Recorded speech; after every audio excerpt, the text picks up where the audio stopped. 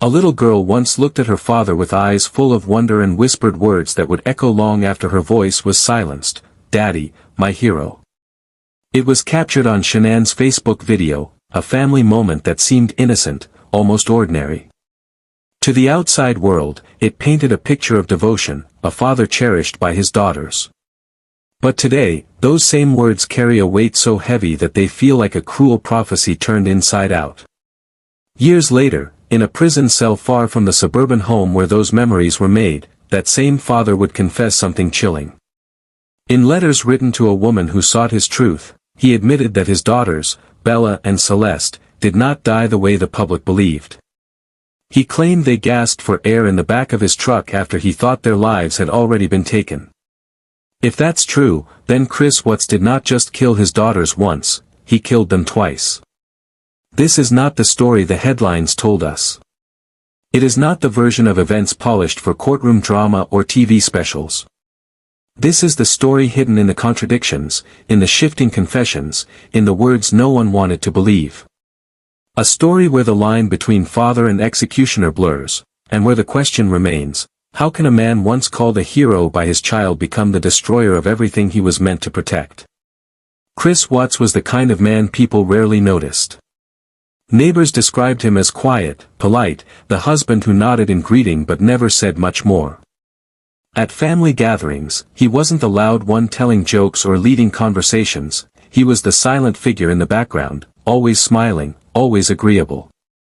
To those who only knew him in passing, silence looked like humility. But silence can also hide distance, detachment, and something far darker. At home, Shanann filled the air with energy.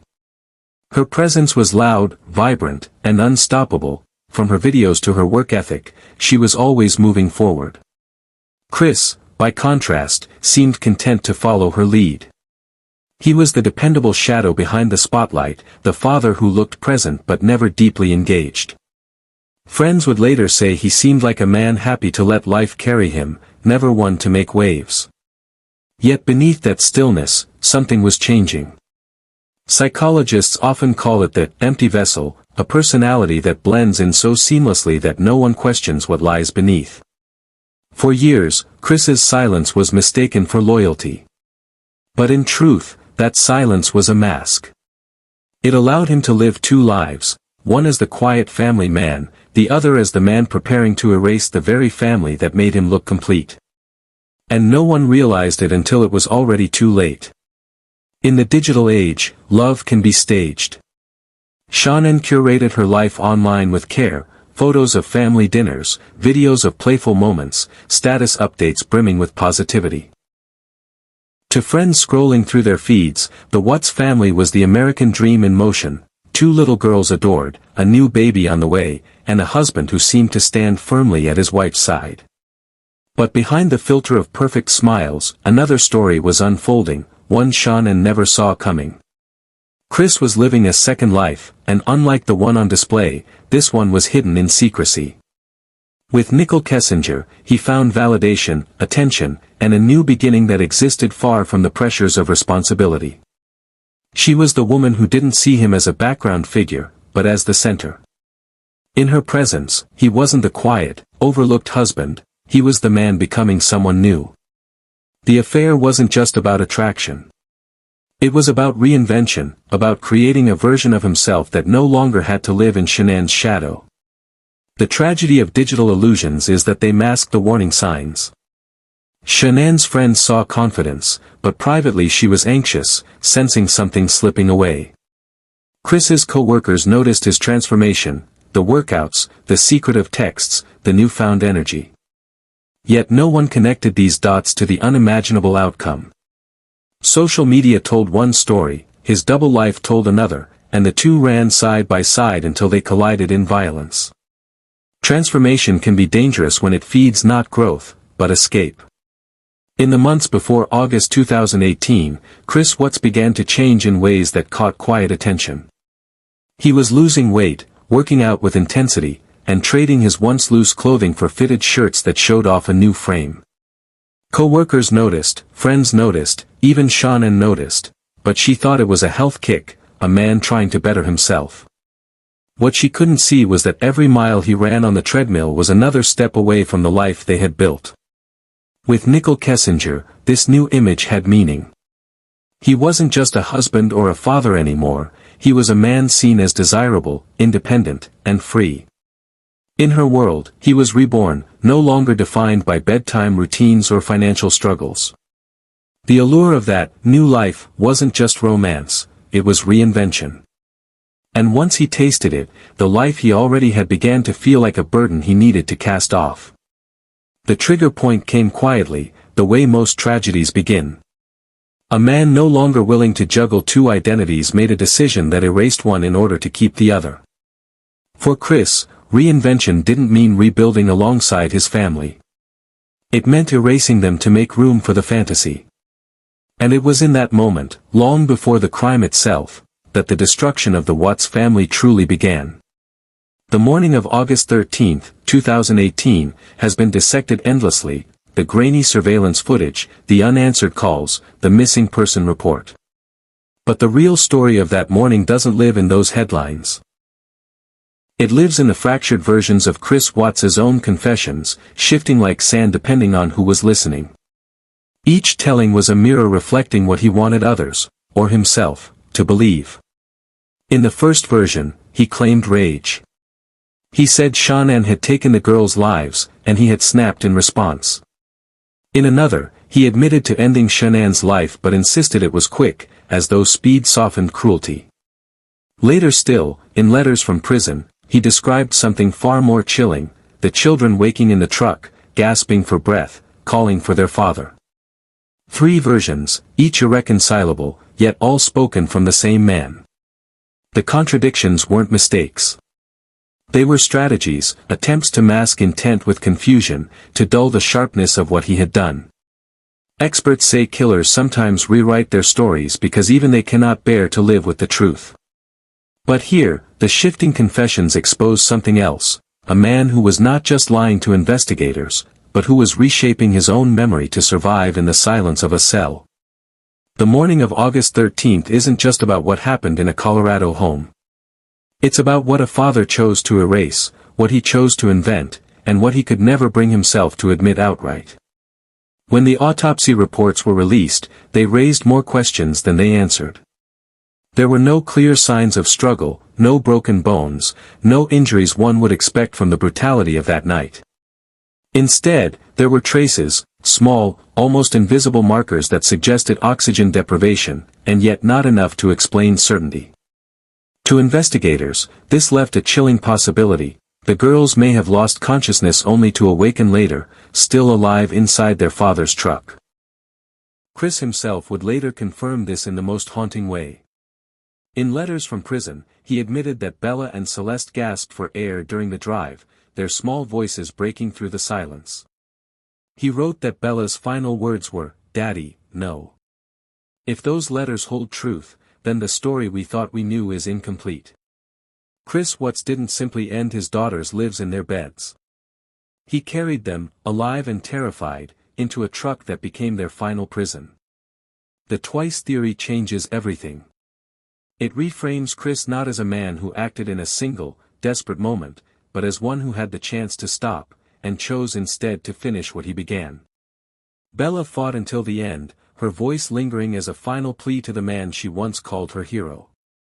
That single word, "Daddy," is not just her last breath. It is the cruelest reminder of betrayal, proof that even in her last moment, she still believed he was meant to protect her. Every tragedy has its shadows, and in the Watts case, one figure has remained fixed in that place: Nickel Kessinger. She was introduced to the public as the mistress, the other woman, the affair that fueled Chris's fantasies of a new life. But her role was never just about romance. In the weeks before the murders, her internet searches painted a picture of curiosity that bordered on obsession.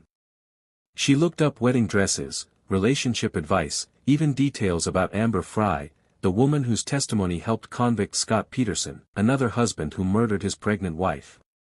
Nickel claimed she didn't know the full truth about Chris's marriage. Yet her actions suggest otherwise.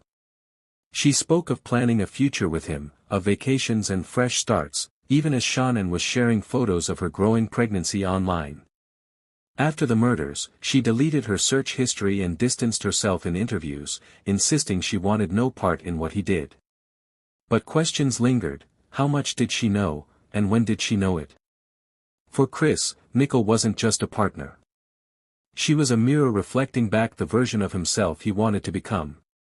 Her presence amplified his desire to shed the identity of husband and father, to step fully into the fantasy of a new beginning. Whether she intended it or not, her existence gave weight to his choices. And in the silence left behind, the unanswered questions about her role remain another fracture in a case already defined by contradictions.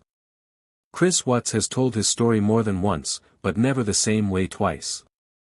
In the days immediately following the murders, he insisted he knew nothing, pleading for his family's safe return on television while their bodies lay hidden where he left them. Under pressure, he shifted again, claiming Shannon was responsible for the girls' deaths and that he only reacted in rage. Later, during his sentencing, he presented himself as remorseful, broken, and ready to accept punishment. Yet even in prison, when time stripped away excuses, his story changed once more in private letters and interviews. Each version contained fragments of truth and layers of self-preservation. When talking to law enforcement, he deflected blame. When speaking to family, he minimized cruelty. When writing to strangers, he revealed details darker than any courtroom had heard. This pattern wasn't just deception. It was a survival tactic, rewriting reality to dull the unbearable weight of his actions. By scattering different versions, he ensured no single narrative defined him, leaving the truth to drown in contradictions. For those who study criminal psychology, this behavior is familiar. Many offenders reshape their crimes not to seek forgiveness, but to shield themselves from the full horror of what they've done. In Chris's case, the constant rewriting may be the closest glimpse into his fractured mind, a man who cannot live with one version of the truth, so he invents many. And in each version, the one fact that never changes is the most devastating of all: his family never came back. A little girl once called her father a hero. To Bella, those words meant safety, protection, and love, the things children are meant to trust without question. But the man she looked up to would become the source of her deepest fear, the destroyer of her last breath. Chris Watts's story is not simply about murder. It is about betrayal in its purest form, the kind that strips away not just life, but the very idea of trust. The unanswered questions still haunt this case. Did the girls awaken in that truck, fighting for air? Did Bella's final plea echo in her father's ears as he silenced her again? We may never know the full truth, because the man who holds it has buried it beneath layers of lies, letters, and contradictions. But the possibility that he killed his daughters not once, but twice, remains one of the most chilling realities ever uncovered. It reminds us that evil does not always appear in the form of strangers.